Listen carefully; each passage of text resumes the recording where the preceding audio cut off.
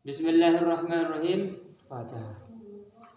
Yajibu an ta'rifa man fit tanzil min anbiya'ihi ala bitafsil.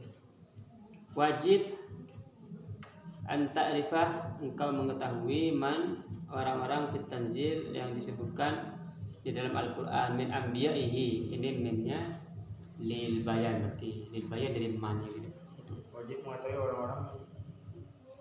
orang-orang yang disebutkan di dalam tanzil Al-Quran min anbiya'ihi, yaitu para nabi-nabi Allah ala yang mahaluhur Allah bitafsili dengan terperinci. Maksudnya semua orang mukallaf wajib atau mempunyai kewajiban untuk mengetahui para utusan yang disebutkan namanya di dalam Al-Quran secara terperinci. Ini wajib mengetahui satu persatu. Di dalam Al-Quran itu ada 25 nabi yang disebutkan namanya oleh Allah.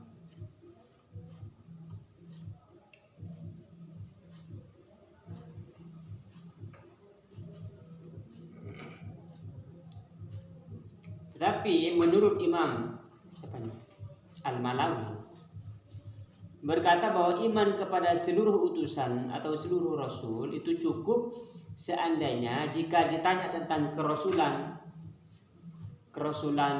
nabi itu, kerasulan rasul itu tahu, misalnya Nabi Isa rasul atau bukan, oh dia rasul, cukup begitu. Gak usah hafal 1-25 menurut Imam ini, Imam Al-Malawi. Cukup mengetahui kerasulan aja. Jika ditanya apakah Nabi Adam rasul, lalu dijawab iya rasul, maka itu sudah cukup. Tapi menurut Imam Al-Bajuri itu berkata bahwa pendapat yang sahih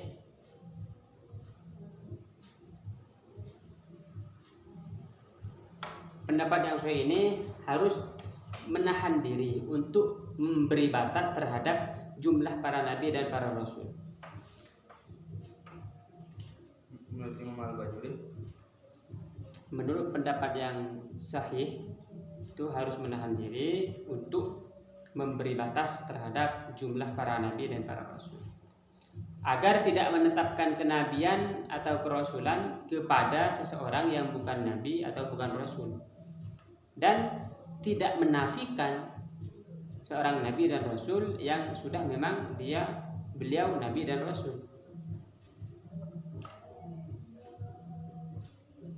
Jadi kan ada riwayat tuh bahwa jumlah para nabi misalnya 124 ribuan, rasul 513, tidak membatasi yang itu gitu. Tapi yang wajib itu harus percaya bahwa Allah mempunyai para nabi dan para rasul secara umum. Secara umum kita percaya Allah ini mengutus para nabi dan para rasul.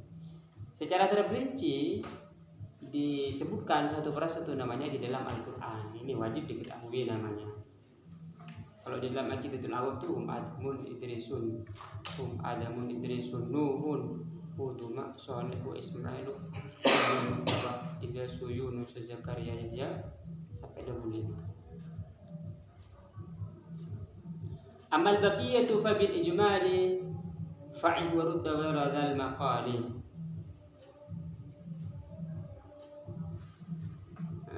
Amal baqiyah, sedangkan sisanya fabil ijmali, maka cukup dengan secara umum saja. Fa'ih, maka jagalah, waruddah, dan tolaklah ghairadul maqali, pendapat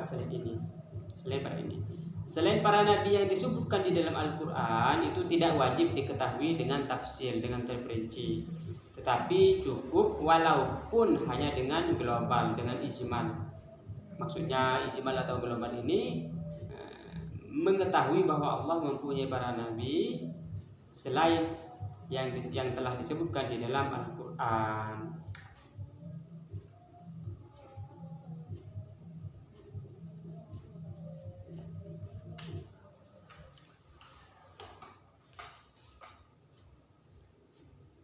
Wa asbitanna mu'jizatil anbiya kadzal karamatul lati lil awliya. Wa asbitanna, dan tetapkanlah mu'jizatil anbiya, mukjizat para nabi, kadzal karamatu, begitu juga keramat-keramat allati lil auliya yang dimiliki oleh para wali.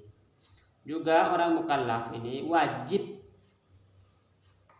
atau mempunyai kewajiban untuk mengetahui bahwa mukjizat-mukjizat yang dimiliki oleh para nabi dan keramat itu dimiliki oleh para wali. Jadi kalau nabi itu mempunyai mukjizat, kalau wali mempunyai karamah. Ini harus tahu, harus percaya bahwa ada karamah.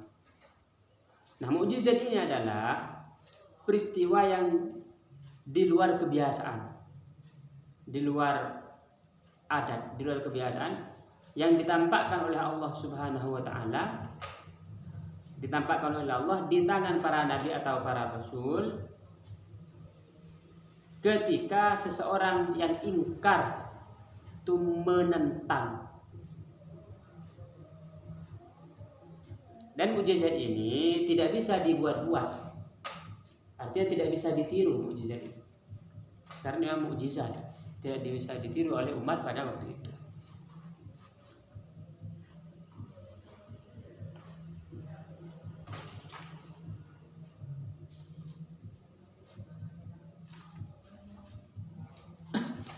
Nah, di dalam ilmu tauhid ini ada mukjizat, ada karamah, ada irhas, ada ma'unah, ada istidraj, ada ihanah. 6.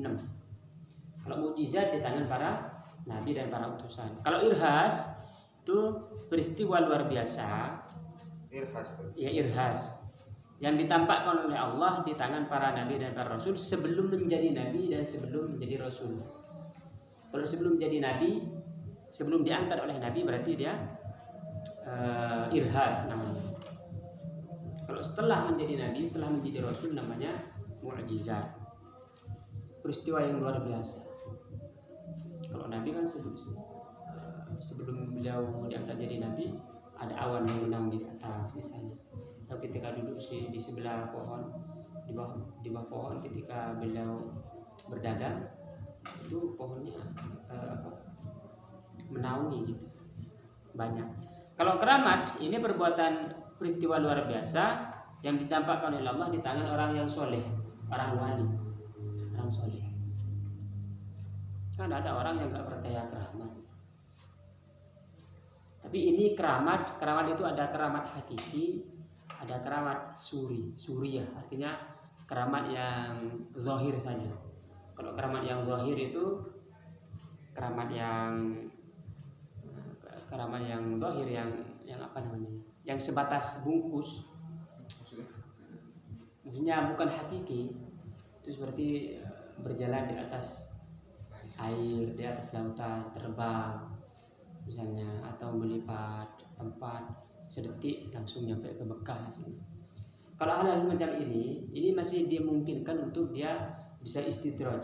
Istidraj artinya bentuk siksa oleh Allah kepada orang itu. Bisa jadi ini apa namanya, bisa menjadi sesuatu yang ditakutkan, menimbulkan ujub misalkan, menimbulkan sombong. Makanya kalau keramat yang hakiki itu adalah istiqomah di jalan Allah SWT. Artinya semakin bertambah syukur, semakin bertambah sabar, semakin bertambah tawaduknya. Ini berarti itu adalah keramat yang sesungguhnya. Keramat, jadi hatinya semakin suci, semakin bening, itu keramat yang sesungguhnya. Kalau ma'unah, ini peristiwa yang luar biasa yang terjadi kepada orang awam. Ada orang awam tiba-tiba selamat, berarti ma'unah, ada pertolongan dari Allah Subhanahu wa taala. Itu luar biasa. Orang misalnya jatuh dari lantai berapa puluh, ternyata gak mati. Kalau istidraj, ini perbuatan luar biasa yang ditampakkan oleh Allah di tangan orang yang fasik, orang yang jahat, orang kafir. Istidraj berarti itu kalau bahasa Madura solakan. Solakan itu artinya apa namanya, dituruti kemauannya, cuman itu dituruti untuk hal kejahatan, nanti biar siksanya semakin berat di akhirat. Ada ihanah. Kalau ihanah ini perbuatan luar biasa yang ditampakkan oleh Allah di tangan orang kafir untuk menghinakan Seperti Musailamah al-Kadzdzab itu meludah ke sumur, sumurnya malah Jadi bau. ya, atau meludah ke orang yang sakit mata malah buta. Nah, itu ihanah namanya.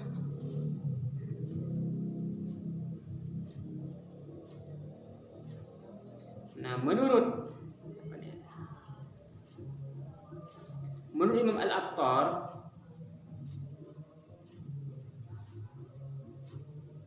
Imam Al-Attar berkata bahwa perlu diketahui bahwa keramat itu bisa terjadi ketika seorang wali masih hidup di dunia atau sudah meninggal dunia, artinya hidup di dalam kuburnya. Menurut Al-Attar. Bahkan menurut Imam Al-Bajuri berkata bahwa madzhabul arba'ah, 4 mazhab itu tidak menafikan keramat setelah wali itu meninggal dunia. Bahkan semakin keramat kalau sudah meninggal dunia, karena dia sudah tidak ada hubungan lagi dengan dunia. Dia sudah hubungannya dengan ruh saja, semakin kuat ruhaninya. Tentang para nabi. Nah, besok khusus tentang Nabi Muhammad. Jadi Nabi Muhammad itu mempunyai bahasan tersendiri, seakan-akan bukan seakan-akan, sangat spesial. Sangat spesial. Besok wajib bi an afdalul makhluqat.